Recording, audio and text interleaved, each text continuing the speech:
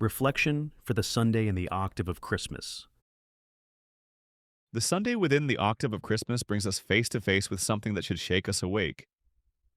God became a baby, not a distant, untouchable figure, but flesh and blood, crying and hungry, as real as any child you've ever held. Saint Bernard of Clairvaux once wrote, "Learn the lesson that the manger teaches you, despise not little things." When we look at the infant Christ, we're meant to see something that transforms how we understand everything else. God chose smallness. He chose hiddenness. He chose to need us. The gospel shows us the Holy Family fleeing into Egypt, refugees in the night, running from Herod's murderous rage. Mary and Joseph didn't know how long they'd be gone. They didn't know if they'd ever see their home again. They simply trusted that the same God who sent an angel to announce this child's birth would not abandon them in their terror. This is the mystery we're asked to contemplate. God saves the world through a family that knows fear, exhaustion, and exile. St. John Chrysostom preached about this flight into Egypt and said, "See how the event is full of marvels on every side. A virgin becomes a mother, yet she had not known man. She flees as a fugitive, yet she bears him who is Lord of all." The Holy Family's journey reminds us that holiness doesn't mean immunity from hardship. It means carrying God with us into the hardship, trusting that He is present even when everything feels uncertain. We might ask ourselves, what does it mean that God chose to experience helplessness? The eternal Word who spoke galaxies into being now cannot speak at all. The hands that crafted mountains cannot yet grasp a toy. This isn't weakness. It's power turned inside out. God is showing us that the way up is down, that greatness comes through littleness, that strength is perfected in what looks like fragility. The epistle reminds us that we are sons and daughters of God, heirs according to promise. But we inherit this sonship by sharing in the mystery we celebrate, God's descent into our humanity.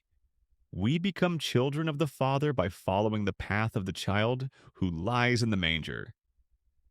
Saint Athanasius said it perfectly. God became man so that man might become God.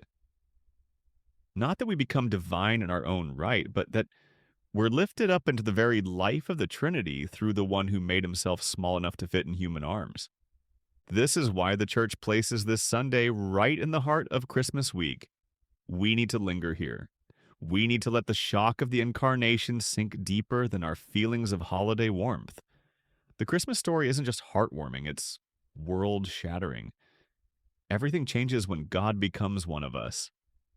Consider how the Collect prayer speaks of the wonderful exchange accomplished in the Incarnation. God takes on our weakness so we can share in His strength. He becomes mortal so we might become immortal. This exchange doesn't happen just once in history. It happens now, today, in you and me, whenever we allow Christ to be born anew in our hearts. St. Francis de Sales once advised, "Do not look forward to what may happen tomorrow. The same everlasting Father who cares for you today will take care of you tomorrow and every day." The Holy Family living as exiles in Egypt embodied this trust. They didn't have a roadmap for the future. They had a child to protect and a God to trust. That was enough. So what does this Sunday ask of us?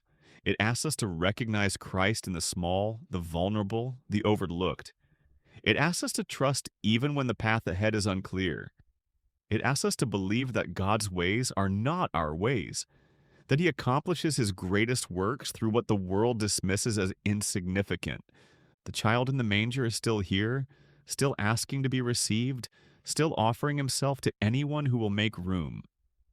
As we continue celebrating these sacred days, let's pray for the grace to see with new eyes, to recognize that the God who made Himself small continues to hide Himself in the simple, the ordinary, the people right in front of us who need our love.